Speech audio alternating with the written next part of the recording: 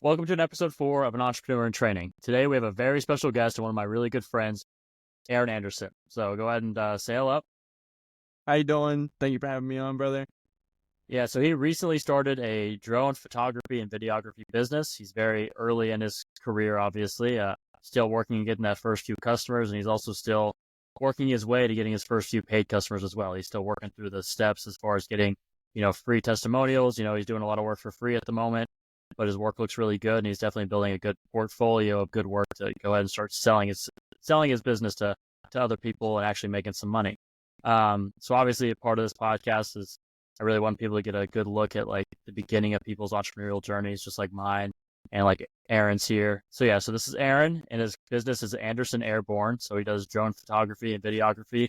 I'm just going to let you briefly describe your business to the people. What do you do? So right now I'm working on just recording and doing photography for real estate. That's like my main focus right now, is trying to get some real estate clients. But overall, I can just do real estate. I can do personal events. I can do videos for like small businesses. I'm working on doing virtual tours with like a smaller FPV drone. You ever see the videos where they fly through the building and stuff? I'm working on Yeah. that. And then just like a broader field, like where I live at and my environment is good for land surveying. There's a lot of farmland where I'm at, so I'm planning on getting into that. But just like an overview, it's real estate, business promotions. I can do like commercial property and other things like that. And then video editing as well. Yeah. So to break down your business all the way, so you have a drone and you fly it up and you fly it around, you take videos, you take pictures, and that's usually for someone who, is needing those. So a business would use your videos for like promotional material, or maybe, Yes, a person would use your videos and stuff just, personally for, whatever they may need. right. Sweet. So I guess we'll go ahead and just start to get into, I guess the depths of, your business as well as you. How did you actually get into drone photography specifically? So drone photography was my first business that kind of like took off, no pun intended. But before that, I did like the cliche drop shipping thing. And then like before I did drop shipping, I was trying to do football. Eventually just football fell through. And then I was looking for anything to just make some money off of with a business. And I was looking around, and I was walking through Best Buy one day, saw a drone, and I didn't even know how I was going to make a business off it. But I was like, I bet you that would make good money. So it kind of just fell in my lap, and I've been making videos and stuff since I was a kid, just stealing the phone, making videos, and that's kind of how I came up with it. So where exactly did Anderson Airborne come from as far as the name? Like, is that just, I guess that'd be your last name then, huh? So the name, so I was just playing around with the names when you first come up with your business. I was just playing around with the names. You were there actually, so Yeah, we in were just person. tossing it around, and I think like the first thing I came up with was like bunch of stupid names, but the one that I liked was, I think it was Anderson Aerial, and then we looked it up and that domain was Oh taken, and yeah, then I remember we that. just kind of kept looking on the same field, and Anderson Airborne popped up. Domain was free, everything was available, and then I just kind of took what I could get. But I still Yeah. love the name, and I'm rolling with it. I plan on making it big with that name. Yeah, just in the last podcast episode, I talked about creating a name for your business, and one of the main points I put out there was just using, your name as part of your business, because it's so easy to just utilize, your first or last name in your business name. So, True. um, so what are some of the biggest challenges that you've faced so far as far as starting the business initially, or some of the first initial challenges that you faced personally when starting the business? I'd probably just have to go with not knowing anything about business in general, or drone photography or photography in general, just kind of just dropping myself in an ocean of, not knowing what I'm doing. But it all came down to my desire to know, and then just kind of finding the right information, who you can trust. I don't have a lot of people in my circle that enjoy business. So, and then you got to be careful with the information you get off the internet. So, and then another one was probably like marketing. I could be using my social platforms a lot more, because people seem to like drone photography or just drone videography, no matter what it is. So marketing, I don't really know too much about marketing. I know there's endless information on the internet, endless books and stuff like that. getting clients and stuff, and just getting better at the craft in general. Like I said, Yeah, like I just really. kind of don't really know what I'm doing. Yeah, what's most important in that situation is just really getting a good understanding of, the people who are looking for your services, And once you figure out who you're really trying to sell to, from there you can really figure out where are they looking? Are they on Facebook? Are they on Instagram? Are they on, where are these people and how can you find them and show them about your business and, get to the point where you're selling them. Sometimes you have to go in person to find these people, on a media business Hmm. like yours, sometimes you have to go where the people are doing things that they want recorded. So, I know if there was a few times you told me you went to some drag meets or car meets where people, are bringing their really nice cars to, and I Yeah. think that was a great idea because those kind of people love having pictures and videos of their car. Like that's Right. all they do. They love having all sorts of things about their car. So that's a perfect place to go to with your drone and right there walk up to them and say, here's a drone. I can shoot you a really cool video and it only costs you this much. And you could do that 100 times in one night, with all those different cars. Mm. So there's a lot of different Yeah. ways to obviously. Now that I think about that, people kind of ate that up. The face to face is a lot easier for me personally, than doing stuff online. I'm sure if I It's was able to definitely, get a grip of what's going on online, I could just easily as do it. it's definitely the easiest way to get your first customers because, Yeah. if you're right in their face, they have no reason to say no and they don't have to worry about looking elsewhere for maybe a more popular company if you're just right there in their face saying, this is what I've done, this is what I do, and you obviously might want it because you got your car out here and you're taking pictures of it already. So that's Right. definitely, as far as your marketing, struggles, there's definitely some outlets you could take. We've already talked Mm. about those together, but Yeah. if anyone's worried about how to, get their first customer, how to get their first customers, you definitely just want to break down where the people are that you are wanting to sell to. For example, in lawn care, usually people who get lawn care are 35 plus homeowners, people who own their home. And I'd say most of the time, 35 plus people who are homeowners are on Facebook. They're browsing the internet. If they need things, they're usually looking up things online or they're on Facebook. So for like a lawn care business, the best places to be are, on Google, making sure you're showing up on Google and also making sure you're running ads either on Google or Facebook because that's where those people are looking. So there's definitely a lot of good information there. So what surprised you most when you started your business about business? What took you off guard when you started a business that you really didn't expect? Probably all the I would say all the little pieces that go into it. There's a lot of little things you got to cover with a business, especially trying to run one by myself. I see how it's hard to do it just by myself with marketing itself, handling people, actually getting out to doing a job. It's kind of hard to do 2 or 3 or 4 things at once, and I haven't even like fully started yet. So I see like all the little things that Are going to start taking up a lot of time. yeah, exactly. Yeah. They just take up a lot of time, and there's like a lot of little things that have to be covered. And if they kind of just go unattended, then it just kind of pulls the business in one direction, if it's positive or negative. So you definitely Yeah. just got to keep your business groomed and kept and stuff like that. And hiring people and getting people to help you out is actually really good. So that was probably like one of the hardest things, was knowing how much is going into it. Yeah. I feel like when I was younger, a lot of people would always make business, like being in business, make it sound like, it's the easy path. Like, starting a business means you get to work your own hours. You get to work your own hours. You get to work whenever you want. You get to be lazy. And I don't know why that's always assumed, but when you start a business, especially in the early days of being in a business, you get to work your own hours, but it's 5 times more hours than you would normally work at a normal job. So, I mean, Exactly. Yeah, it they takes they a good are bit of right. time.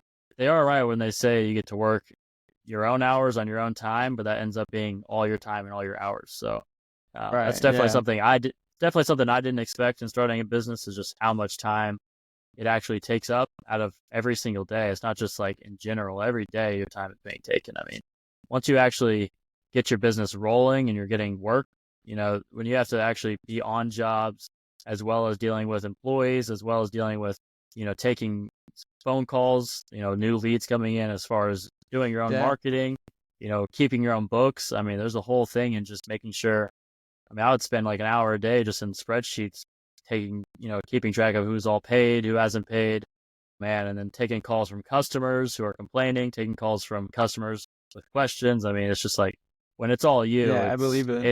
it's 15 hours a day, no matter what. So Mm-hmm. I would say Yeah, I believe definitely that. it's very, people don't really expect how many hours you have to work starting a business. And I feel like a lot of people think it's a lot less than it really is, when in reality, it's way more.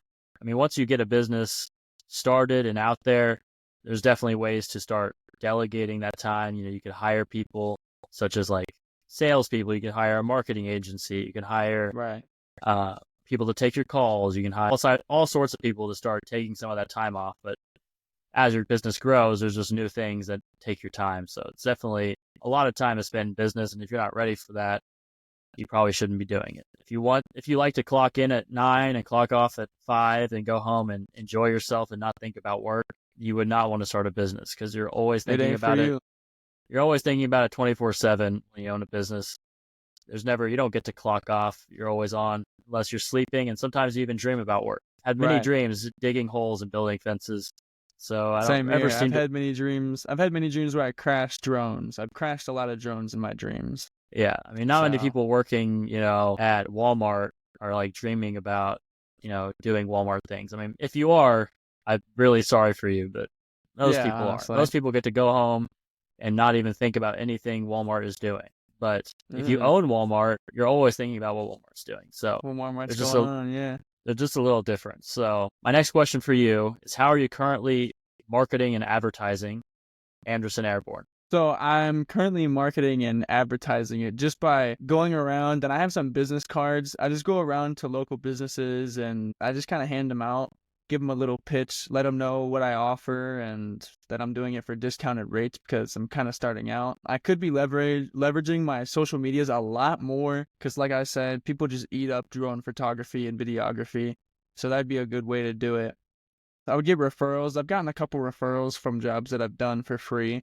So that's always like a good classic one, is just getting referrals. And So how is the passing out business cards to local businesses? How has that been working out for you? Has it been, like, what's your current rate of closing these businesses? Are you going to 10 and getting one, going to 50, getting one?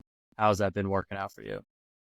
so it's been going, man. I mean, it's not like the easiest thing. I just kind of started out. I would just basically just hand them the card and let them know what I do, and they took it, but I haven't had any calls. That's a brand new strategy. I just kind of came up with that. No new calls. I say I handed out like 20 cards, gave them to like 20 separate businesses.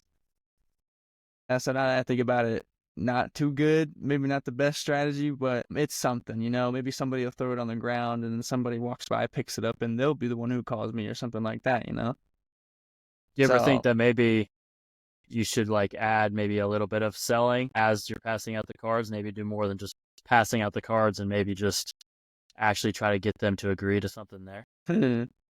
I never thought about making them say anything on spot. I just gave them the card and let them toss it around, and then I just left. So no, I haven't thought of that.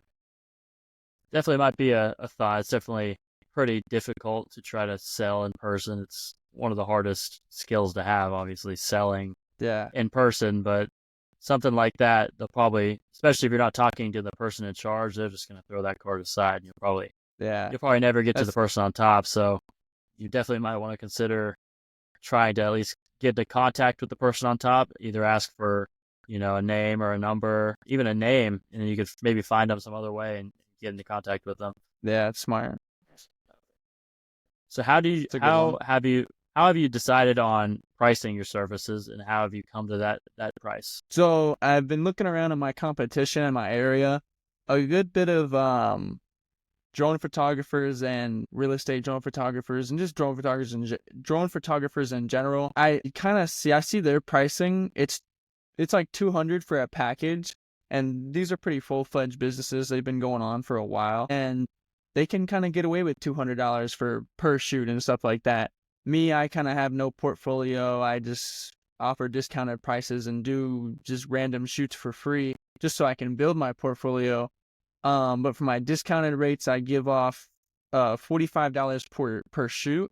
And I just came up with that because it's way less than 200, and I don't want to do it for free. It's a little bit above free, so I'm getting photos out of it and like some gas money and stuff. So that's how I came up with 45. I know it's a random number, but that's mine. Yeah. So how long does, a general shoot take you between like going and shooting it and editing afterwards and all that? Right. So I've had like 3 like official jobs. They probably take me, I'd say, depending on how far it is, my furthest shoot was like 50 minutes away. So we'll take the 50, and then it probably took me like an hour to shoot, just to get a bunch of angles and take pictures and stuff like that. And like the drive back, it's like 2.5 hours in total just from the drive there, the shoot, the drive back. And then editing depends on your footage and your photos and stuff like that, but it doesn't take any more than like 30 minutes. You just kind of put some nice colors on there and trim it up and put it together, and you just put it in a file and send it to them. I'd say it probably takes, if you were to just knock it out like consistently, it'd take like 3 hours, 4 hours, Okay, depending and on how far you gotta drive. and that's with a Yeah, long drive. yeah, So I'd say $200 is definitely a fair price for that. If you're doing a normal yeah, size drive, doing the shoot, going home editing it, and it takes 2 hours, I would say $200 is definitely fair. I think for most industries, I mean, there's a lot of differences, obviously, depending on the for specialty of sure. work. But for like medium specialty work, so kind of what you do, what I do, usually about $100 an hour is pretty safe bet. Most industries are around at that price. So fencing work, painting work, media work like photography, usually $100 an hour is a pretty good price to end up at. Okay. Or even a business like you could do pay per video or pay per photo.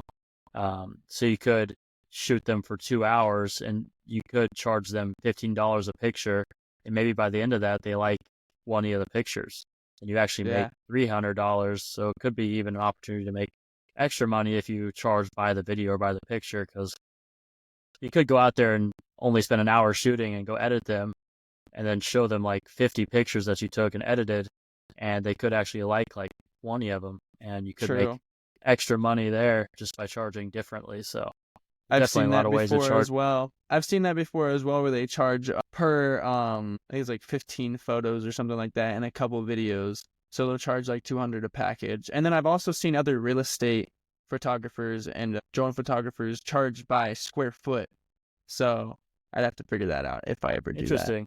Yeah. Well, it Mm, seems like you've made the right choices as far as, looking at your competition, because that's the best way to understand your pricing and what you can for get to. sure.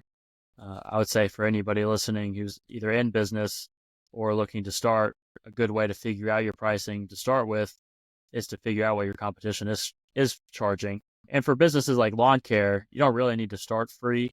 Like there's definitely industries where there's a lot of industries where starting free is good. Like anything with photography or videography, you obviously need to build up a good portfolio to say I know how to take a good picture and a good video. But as far as mowing a lawn, that's not very hard. It's really just about getting it done. So there's definitely industries where you don't need to start free, but there's definitely a lot where you need to, such as the one you're in. So Very true. okay.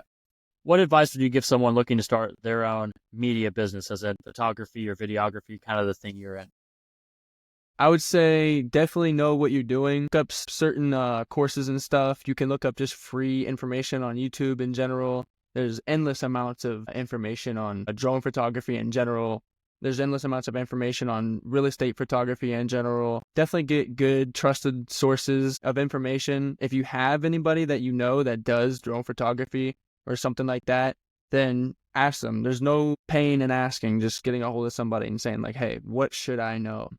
And then just get ready for the ride. Like I'm so fresh into starting my business and getting some traction with it, but it's been an everyday thing, and I think about it often, and you have to think about it often for it to thrive. You got to feed the business. So get ready to put in a lot of time into it and stuff. And you got to keep a unique perspective, stay creative. What makes you different? That's something you should ask yourself often, especially with videography and photography, is you have to have a creative perspective and you have to be different. and you have to catch people's eyes. I would say that, but the biggest one is just figure out what you're doing, know how to do it, and don't stop. Kind of going into that, what do you think is like your biggest strength, or what's helped you the most in getting started? Where have you kind of had an edge as far as starting your business? I would fall back on my resources. I do have one friend of mine. I have two friends of mine. I got Ryan right here who helps me out with my business, and we've talked about marketing and stuff like that. And then I have another friend of mine who, he tells me a good bit of stuff about online businesses, and then just the internet. You can just find information on the internet about just what you do in general. I think I'm pretty good at flying a drone, and I think I'm pretty good at getting good shots. I remember on my Instagram, I don't have a whole bunch of content on there, but it started out slow, and then I went to a car meet, made a good video with the cars, and then just, if you make it look good, like, people will come to your content and it'll just be automatic. I'd say my strength is definitely my creativity. I think I can make some good videos, and I'm good at flying too. So how do you plan on, so since your strength is like the actual business part, so actually creating the videos, shooting the videos, how do you plan on actually scaling your business on the business side if that's not your necessary strength? Right.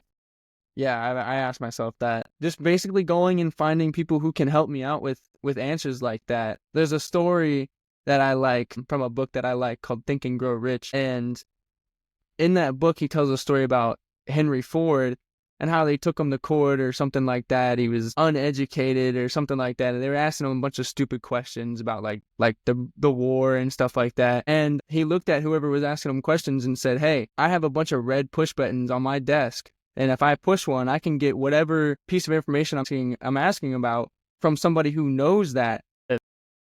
He said, "Why would I clutter my mind with general knowledge when most of my efforts is going towards like specialized knowledge," which was him building cars. No, I think that's really important. I think it's really important finding, what your specific strength is and not trying to overextend yourself. I think it's really important to know exactly where in the business you're going to succeed the most, and wherever you think that is where you should be. And every other part of your business should be either outsourced, or you should be getting a lot of help in that part of the business from someone who is really good at that. For example, like, I'm really good at the marketing side of things and like the branding. I'm really good at making my business look good online, but I'm not necessarily as good at specifically running Google ads. Like, that's not my specialty. Yeah.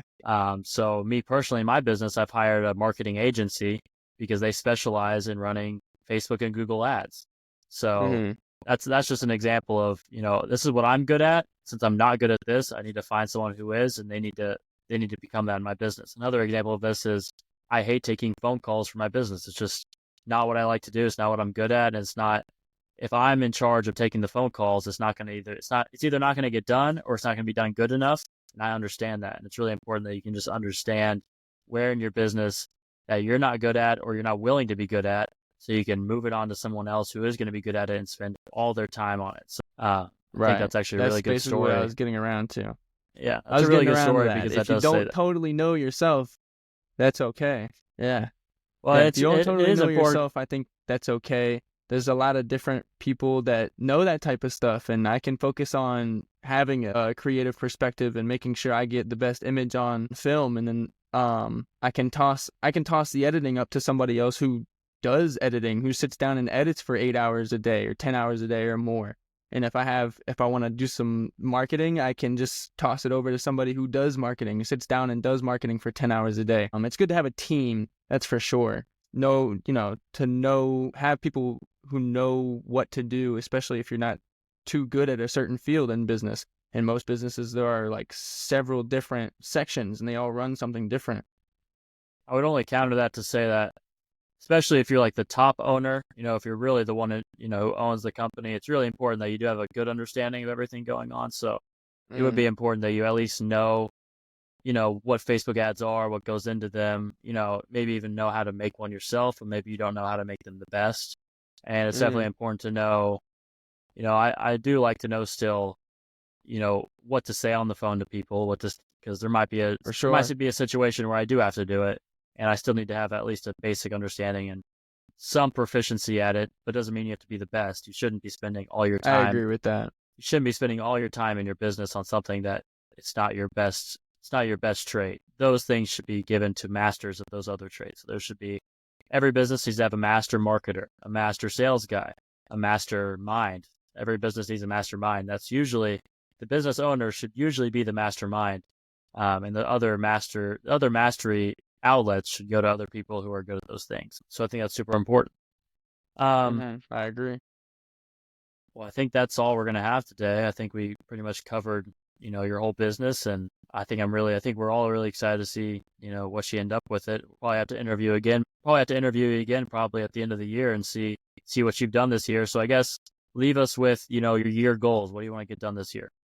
Yeah, I'm looking forward to this year, especially. I kind of just really picked back up on the entrepreneurship, uh, during the start of 2025. My goals for this year are definitely get better at just what I'm doing in general. And then I want to add on virtual touring with the first person drones. I know people eat that up, so that's one of my goals. I want to add that on to the branch. And then I'll go. So what specifically, how about you give us a dollar amount you're looking to hit by the end I of was this gonna year? get to that. So I'd at least like to start making 10,000 a month. I don't have like a necessary like sum of money I want to have. I want to start making 10,000. I want to get the business to $10,000 a month by the end of this year. Okay. It's definitely a really hefty goal. goal. It's definitely a very it's a big hefty chew. goal. But I definitely think you can do it. But that's going to require, that goal specifically is going to require a lot of work. Especially if you want to get it done this fast by the end of this year, you definitely are going to have to work really hard on that probably every single day to make that happen. Yeah.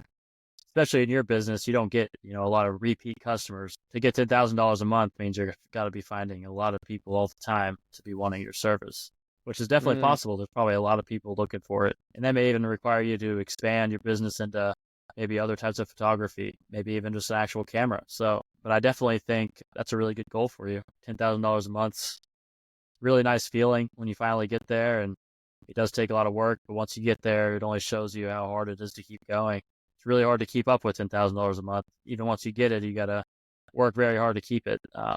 So maintaining it. So we appreciate you coming on, Aaron, especially me. This is very early in this podcast, so this is definitely you're going to be you're the first interview guest, not the last, but the first one. I'm hoping this podcast gets 10,000 viewers a month by the end of this year. That's my goal for this. I'm with that. So this guy right here is one of probably the first listeners ever. I think I called him before I even started about the name of this thing. So yeah, now he's a good friend, and glad he was able to come on today and talk about his business, because I'm always excited to talk about every business and especially his. Right. So $10,000 a month by the end of the year, I think that's a great goal, and we'll definitely come back to that by the end of the year and give you another interview and see if by then you'll be wearing a suit with a nice watch on. A little something, better than the shirt and the cross I got on right now. So nothing better. I appreciate you having me on. I'm really excited. I'm excited for this podcast. I'm excited for my business. I'm really excited to get back on here and let everybody know what I've been doing throughout the year, because I'm a man of my word. I really am going to try my best. I might not get to 10,000 a month by this year, but if I just go balls to the wall, we'll see how far I get. Well, by the end of the year, we'll check back in, probably ask some of the same questions and see if you have any new answers as far as, what's going strong, what marketing techniques are working, and probably by then you'll definitely have a good idea on what's working or not. So that's super excited. So this is actually the first time I'm going to ask this at the end of a podcast episode, because I keep forgetting. But if you did get this far, please rate the podcast. You just have to go in and click a button and give it a 5-star. That does help a lot. I haven't asked before because I actually didn't know it was a thing. But now that I know it's a thing, please do it. Whether you're listening on Spotify or Apple Music, whatever you're listening on, do leave it a 5-star review if you're listening. And do feel free to leave a comment as well. I definitely will be looking at them and maybe give me some ideas for, the future podcast episodes. I think next week I'll be doing another interview with actually the owner of the marketing company who works for me. He's a really young guy. His name's Sam. He's 21 years old, and he's actually has a fairly successful marketing company already. I'm actually one of his first clients, but he's doing a really good job, and he'll also have some really good information as far as being a young entrepreneur like us, and just how it's going. So Thank you guys for watching this episode, and thanks, Aaron, for joining us and letting us know your story. Gotcha, brother. I appreciate you. And that'll be it right there. Sweet.